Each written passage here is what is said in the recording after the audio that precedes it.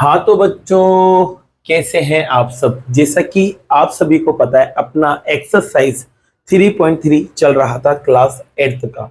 इसके अंदर बच्चों क्वेश्चन नंबर 8 तक पहले वाली वीडियो में कंप्लीट कर चुके थे। आज स्टार्ट करेंगे बच्चों क्वेश्चन नंबर 9। अब क्वेश्चन नंबर 9 में बच्चों देखो, आपको पहले तो एक ये डायग्राम दिया हुआ है, ठीक है। यहाँ पर बस 70 कर लेना, यहाँ 70 लिखा हुआ है। और इसके अलावा बच्चों आपको दो चीज और दे रखी है। एक तो दे रखा है CLUE और एक दे रखा है RISK। दोनों के दोनों क्या है, समांतर चतुर्भुज, मतलब पैरेललोग्राम है बच्चों, ठीक है। अब आपसे कहा है इतना देने के बाद कि x को निकालो भाई साहब, x निकालना है। तो बच्चों देखो, x जो है ना वो त्रिभुज, बोले तो ट्राइंगल के अंदर आ रहा है। अब ट्राइंगल के अंदर कोई भी वैल्यू आ जाए तो उसको निकालने का एक तरीका ये होता है बच्चों कि इसके अगर ये दोनों वाले एंगल आपको पता हो और ये गायब हो तो तीनों को जोड़ के आप 180 कर सकते हो और आपको ये मिल जाएगा। लेकिन ये दोनों पता होंगे तभी तो 180 करेंगे ना। तो इसके लिए बच्चों क्या करते हैं, इन दोनों पैरेललोग्राम को अपन अलग बना लेते हैं ताकि आपको इजीली समझ में आ जाए। तो यहाँ लिखा हुआ है RIS और K, और दूसरा लिखा हुआ है बच्चों CLUE। आप देख सकते हैं बच्चों, यहाँ पर ये डायग्राम कुछ ऐसे बने हुए हैं। अब यहाँ देखो, L पे कितना बना हुआ है 70 और K पे कितना बना हुआ है 120। देख सकते हो RISK ये रहा, CLUE ये रहा, ठीक है। दोनों की वैल्यू रख दी।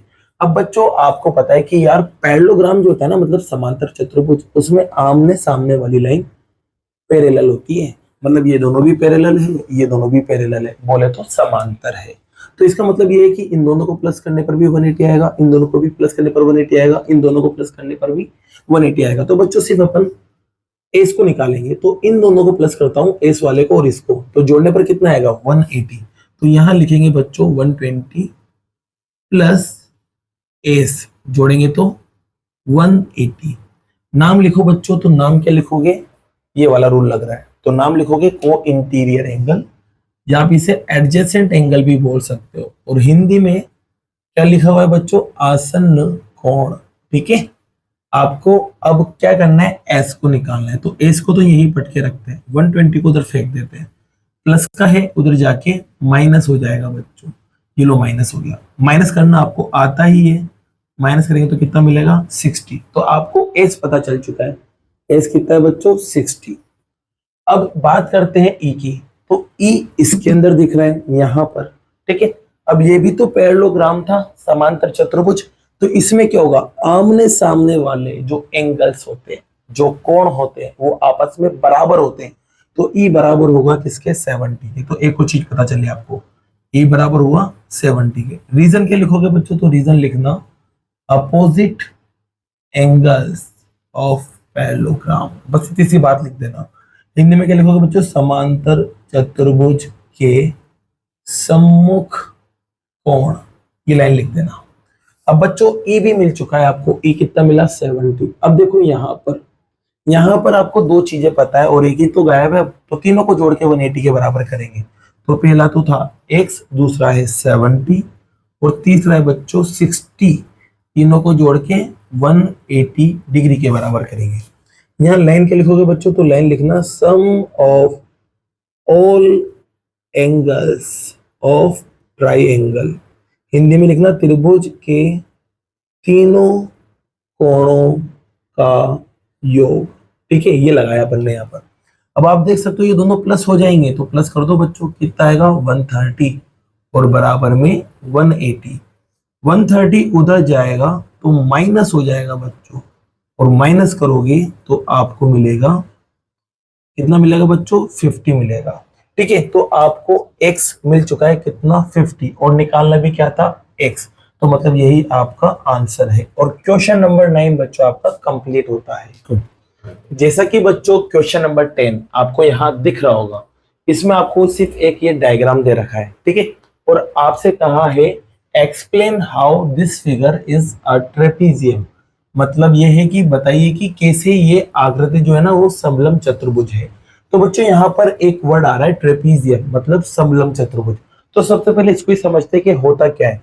तो बच्चों यहाँ पर अपन लिखते हैं ट्रेपीजियम के बारे में कुछ चीजें।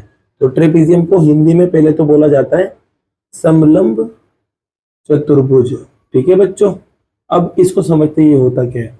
तो बच्चों ऐसा चतुर्भुज मतलब ऐसा क्वाड्रिलेटरल जिसके अंदर दो लाइन आमने सामने वाली दो लाइन पैरेलल हो मतलब समांतर हो, और दो बाकी की जो दो लाइन बची हुई है वो पैरेलल नहीं हो, समांतर नहीं हो। जैसे कि इसका एग्जांपल अपन समझे तो जैसे कि यहां पर मैंने ये ऊपर और नीचे वाली लाइन है बच्चों, इनको बनाया मैंने, ठीक है, और एक दो लाइन को ऐसे बनाया, ठीक है। तो आप देखोगे कि यार इन दोनों लाइन को मैं आगे बढ़ाऊं या पीछे बढ़ाऊं, ये कहीं भी नहीं मिल रही है, ठीक है। तो मतलब ऊपर नीचे वाली पैरेलल है, ठीक है, समांतर है। लेकिन इसको जब पीछे बढ़ाऊंगा तो ये दूर जा रही है, लेकिन आगे बढ़ाऊंगा तो ये कहीं ना कहीं मिल रही है, देख सकते हो आप। तो ये दोनों पैरेलल नहीं है, तो मतलब दो लाइन तो पैरेलल है मतलब समांतर है, और दो पैरेलल नहीं है मतलब समांतर नहीं है।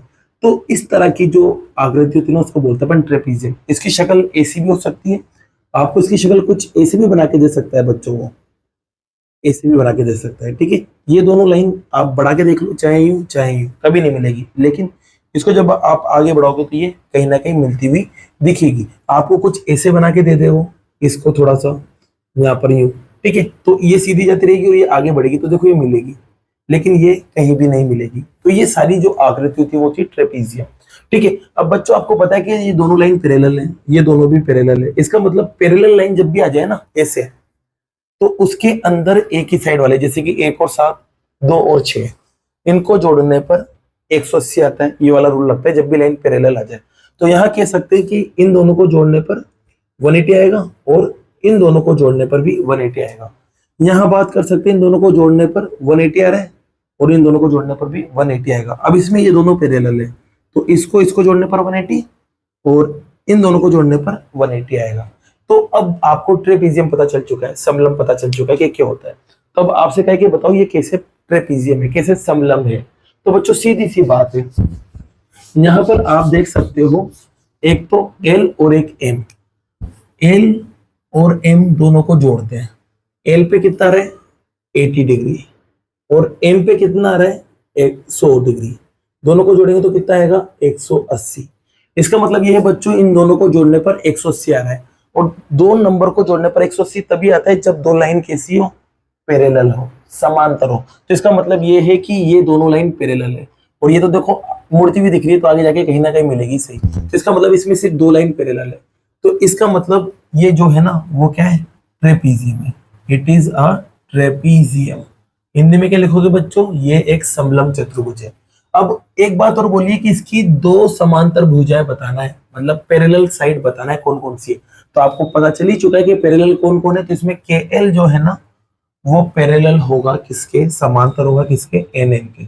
ये आपका आंसर आ चुका है और क्वेश्चन नंबर 3 भी बच्चों आपका कंप्लीट होता है। जैसा कि बच्चों क्वेश्चन नंबर 11 आप यहाँ देख सकते हैं, इसमें क्या दे रखा है पहले उसको पढ़ते हैं। इसमें आपको दे रखा है बच्चों AB और CD। इसका मतलब आप जानते हैं, इसका मतलब होता है पैरेलल, मतलब समांतर, ठीक है। तो ये दोनों लाइन समांतर है AB और CD। अब बच्चों ये पैरेलल है, इसके अलावा आपके पास आपको निकालना है M और एंगल C। M का मतलब यहाँ बच्चों होता है मेजर से, जिसे हिंदी में बोलते हैं माप। तो मतलब C की आपको माप निकालना है, मतलब वैल्यू निकालना है। C कहाँ है, यहाँ, मतलब इसको आपको निकाल के देना है। तो बच्चों आपको बताइए ये दोनों लाइन पैरेलल है मतलब समांतर है, तो इन दोनों को जब प्लस करेंगे एक ही तरफ वालों को तो किसके बराबर आता है 180 के। तो बच्चों डायरेक्ट कर दो ना यार कि यार C और 120 दोनों को प्लस करेंगे तो आएगा 180 के बराबर। यहाँ लाइन क्या लिखोगे, तो लाइन आप ये लिख देना सेम टू सेम। हिंदी में तो, इंग्लिश में तो लिखोगे को इंटीरियर एंगल, और हिंदी में लिखना आसन्न कोण, ठीक है। अब बच्चों C को निकालोगे तो 120 उधर जाएगा, तो उधर जाके क्या हो जाएगा माइनस, माइनस करोगे बच्चों तो आपको कितना मिलेगा 60 डिग्री, और यही आपका आंसर। और क्वेश्चन नंबर 11 आपका कंप्लीट होता है। जैसा कि बच्चों क्वेश्चन नंबर 12 इस एक्सरसाइज का लास्ट क्वेश्चन, इसी के साथ आपका चैप्टर नंबर 3 पूरा कंप्लीट हो जाएगा। इसके अंदर देखो क्या लिखा हुआ है, इसमें आपको फिर से measure of angle P and measure of angle S, मतलब कोण P की माप और कोण S की माप आपको निकालना है, मतलब वैल्यू निकालना है। और निकालने के लिए उसने कहा है SP और RQ दोनों के दोनों पैरेलल है, मतलब समांतर है बच्चों। तो ये दोनों लाइन एक दूसरे को कहीं नहीं मिलेगी, SP और RQ। ठीक है, अब आपको पता है ये दोनों पैरेलल होते हैं ना, समांतर, तो इनके अंदर की तरफ एक ही साइड वाले, जैसे कि ये दोनों हो गए और ये दोनों हो गए, इनको जोड़ने पर 180 आता है। तो यहाँ पर बच्चों आप देख सकते हो ये सिंबल जो है ना, ये किसको बताता है, 90 डिग्री को बताता है। तो यहाँ पर अपन कह सकते हैं कि S और 90 दोनों को जोड़ने पर 180 डिग्री आएगा। ठीक है बच्चों, अब यहाँ आपको क्या निकालना है, पहले तो रीजन लिखना है। तो रीजन क्या लिखाई में आएगा, तो रीजन आपके ये लिखाई में आएगा, क्या लिखोगे, को इंटीरियर एंगल, जिसे बोलते हैं आसन कोण। ठीक है बच्चों, ये रीजन लिख देना। अब यहाँ पर S को निकालेंगे तो 90 उधर जाएगा, क्यों जाएगा बच्चों, माइनस का, और जब माइनस करोगे तो कितना मिलेगा, 90। आपको S मिल चुका है, एक आंसर आपका आ गया। बात करते हैं बच्चों P की, तो P यहाँ है, तो अब इन दोनों को भी प्लस करेंगे तो 180 आएगा। तो फिर से लाइन लिखते हैं बच्चों, P और यहाँ की वैल्यू लिख दो, कितनी है, 130, जोड़ने पर आएगा 180 के बराबर। यहाँ रीजन क्या लिखोगे, तो रीजन ये का ये यहाँ पर चिपका देना। अब P को निकालोगे बच्चों तो 130 उधर जाएगा तो माइनस हो जाएगा, और माइनस जब आप इसे करोगे बच्चों तो कितना आएगा, 50। आपको P भी मिल चुका है और आपका आंसर आ चुका है। और इसी के साथ बच्चों क्वेश्चन नंबर 12 आपका कंप्लीट होता है। तो बच्चों अब नेक्स्ट चैप्टर के साथ मिलते हैं। अगर वीडियो पसंद आई है तो वीडियो को लाइक कीजिए, चैनल को सब्सक्राइब कीजिए। Thank you so much.